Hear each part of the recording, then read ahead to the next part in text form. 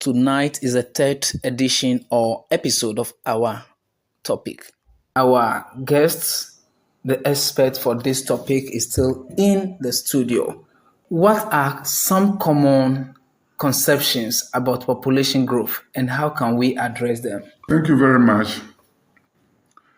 My experience in adolescent reproductive health and family planning over the years has taught me that there are a lot of people today in the world, or especially in Ghana, who has a lot of misconceptions about family planning.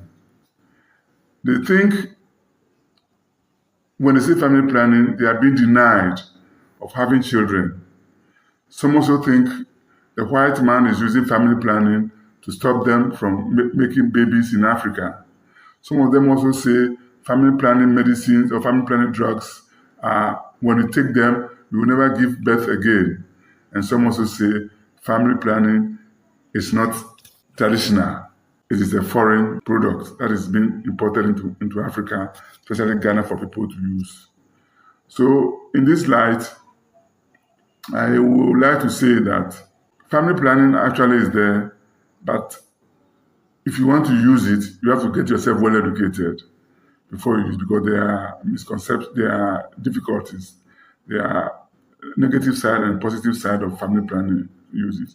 If you go to the clinics, the health centers, the family planning units, the maternity, they will tell you all these implications during your visit.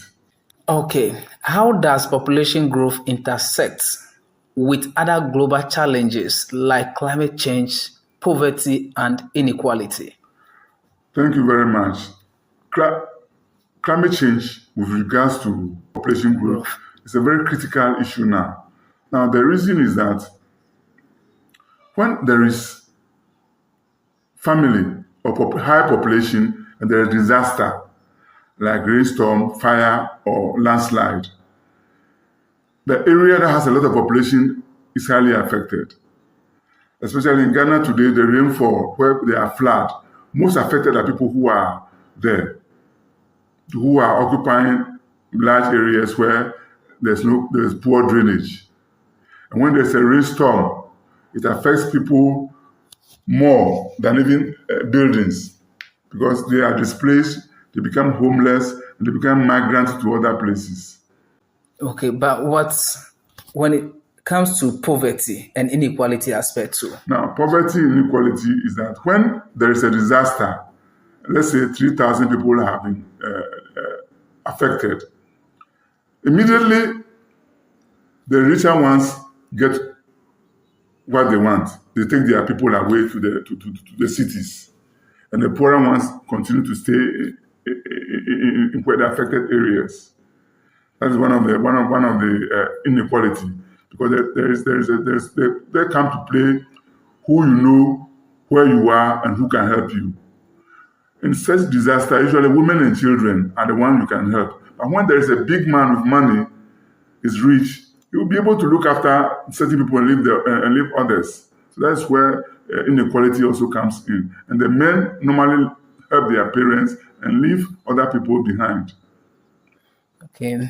What international agreements and frameworks address population growth and how can we strengthen them? There are a lot of international frameworks that talks about family planning. We have in Ghana, we have adolescent reproductive health policy. We have the child policy. We have so many other policies that has bearing on family planning and child care. Now, the only thing that has to be done now is that those laws has to be strengthened.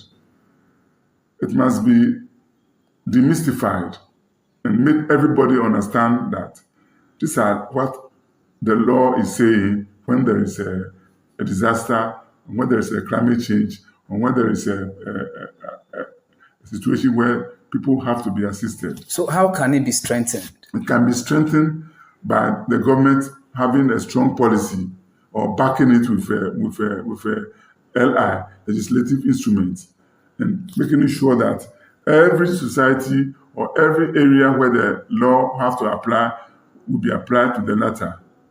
Population in Ghana has to be controlled by the local governments and the health department and the families. Population control has to be part of every society because the more children we have, the more amenities they will need to survive. You can see today the countries that have so many population, when there's a disaster, it affects them a lot. Even NADMO in Ghana cannot even produce things to meet flood victims wherever they are. Our listeners, thank you for your time. I am your regular host, Christian Adiabo. You have heard from the experts, Mr. James Dawson, MTN Hero of Change 2017,